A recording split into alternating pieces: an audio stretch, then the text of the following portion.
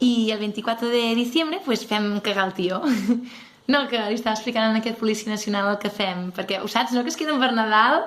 Sí, i això que els hi costa 2 milions per setmana que siguin aquí. Però bueno, ja se sap que per Nadal hi ha aquest esperit nadalenc, de germanor, no sé. Bueno, pues eso, que te contaba, pues eso... Ese es el tío y bueno, se tiene que pegar, bueno, lo mismo que hacéis vosotros con nosotros, pero cantando. Te va a salir bien, ¿eh? Ladra. También puedes ponerlo ahí delante de la tele y que vea imágenes de lo que nos hacéis y esas cosas y ya caga solo, sí, porque fot cagar lo que hacéis.